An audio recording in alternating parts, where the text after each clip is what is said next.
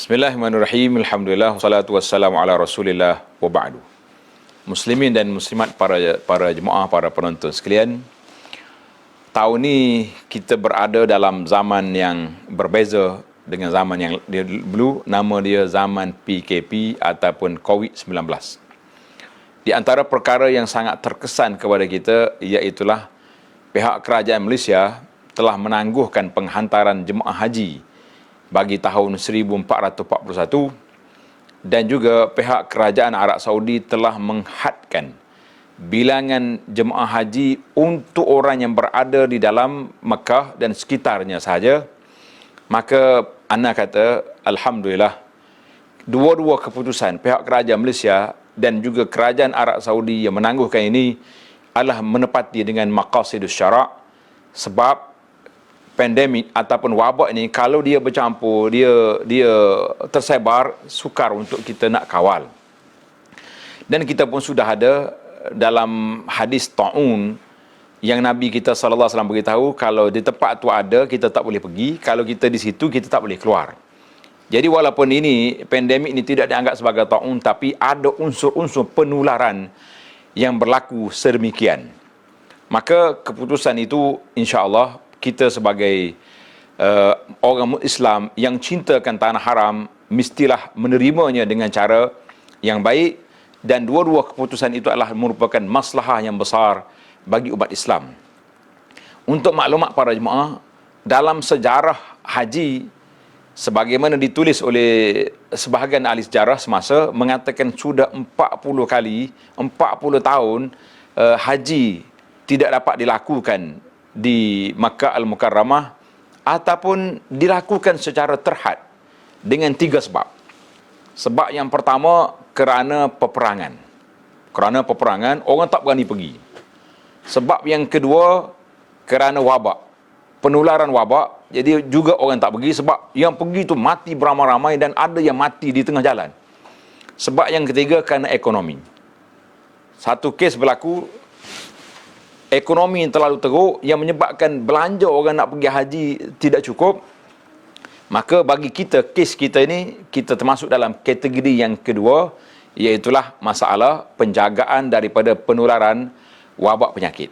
Jadi alhamdulillah ala kulli hal, Allah SWT sebut dalam Al-Quran Al-Karim, walillahi ala nasi hijjul baiti man istata'a ilaihi sabila. Allah Ta'ala wajibkan bagi jemaah, bagi orang mengerjakan haji itu, bagi orang mampu.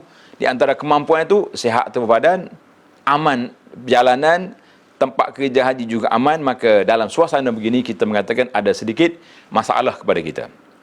Jadi kepada para jemaah haji, khususnya bakal-bakal haji yang telah pun mendapat surat tawaran, ataupun masih lagi dalam senarai menunggu, tentulah perasaan kita, dan khususnya kita petugas-petugas yang memang juga bersedia setiap tahun untuk berangkat, dan musim ini sudah musim dikira berangkat ke Tanah Suci, kita mengatakan sabarlah, kerana setiap perkara yang ditentukan oleh Allah ada hikmahnya, dan dengan niat yang baik yang kita nak, insya-Allah Allah SWT akan tulis kepada kita kebajikan yang banyak. Jadi sebagai motivasi, saya teringat kepada kata-kata yang ditulis oleh Al-Imam Ibn Rajab. Dia kata, Al-Hafiz Ibn Rajab kata, man lam yastati'il wuquf bi Arafah falyaqif inda hududillah allazi arafahu. Sesiapa yang tidak dapat berwukuf di Arafah, nak pergi tak boleh, ataupun memang tak sampai, tak dapat kota, terhalang seperti pada tahun ini, makalah dia berwukuf, yakni berhenti pada batasan-batasan yang ditetapkan oleh Allah Azza wa Jalla.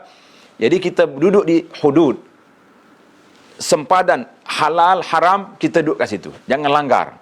Kalau kita kata SOP atau PKP yang Allah Ta'ala tetapkan, jangan dilanggar. Itulah Arafah kita. Sesiapa yang tidak mampu bermalam di Muzdalifah, makalah dia bermalam dalam melakukan ketaatan kepada Allah Azza wa Jalla. Kita tak dapat mabit di Muzdalifah, tapi kita boleh bermalam, maknanya bangun pada waktu malam bermunajat kepada Allah Azza wa Jalla. Sesiapa yang tidak mampu menyembelih korbannya di Mina, hendaklah dia sembelih nafsunya. Daripada mengikut hawa nafsu, kita sembelih kehendak-kehendak yang terikut hawa nafsu, godaan syaitan, untuk menyampaikan munah, cita-cita kita mendapat keredaan Allah Azza wa Jalla dan mendapat keampunan Allah Azza wa Jalla. sesiapa yang tidak sampai ke Baitullah kerana terhalang daripada perjalanan, kita masih lagi boleh sampai ke rumah Allah. Kita boleh sampai kepada Allah Azza wa Jalla, di mana rumah-rumah Allah yang berada di sekitar kita, kita penuhi, kita imarahkan, dan kita mendekatkan diri kita kepada Allah Azza wa Jalla sepanjang masa. Muslimin dan muslimat, kata Nabi SAW, siapa dia bercita-cita nak mati syahid, bisidqin, dengan niatnya ikhlas, ballaghallah manazil syuhada, Allah Ta'ala sampaikan kepada darjat orang mati syahid walaupun dia mati di atas tilam di rumah dia. Siapa yang betul-betul bercita nak pergi haji, terhalang, insya-Allah pahala kita dapat. Dan banyak lagi lah pahala-pahala haji yang kita boleh raih walaupun kita berada di tempat kita ni. Contohnya, kita solat subuh berjamaah, kemudian kita duduk di masjid, di tempat solat kita, kalau dibenarkan, kan, sehingga naik matahari syuruk, melepasi waktu larangan 15 minit, kita solat 2 rakaat. Dalam hadis Tirmizi mengatakan, kita boleh pahala haji dan umrah yang sempurna, yang sempurna, yang sempurna. Itulah ulasan saya kepada isu ini, dan kata-kata motivasi daripada Ibn Rajab sangat menarik. Siapa yang tak sampai ke rumah Allah, kita masih lagi sampai bertemu dengan Rabb Al-Bait, Tuan kepada segala rumah Allah di atas dunia ini, iaitulah kita boleh mendekatkan diri kepada Allah Azza wa Jalla. Mudah-mudahan Allah Ta'ala sampaikan semua hajat kita, dan Allah sampaikan kita ke Arafah pada masa yang akan datang, insya-Allah. Sekian, Assalamualaikum warahmatullahi wabarakatuh.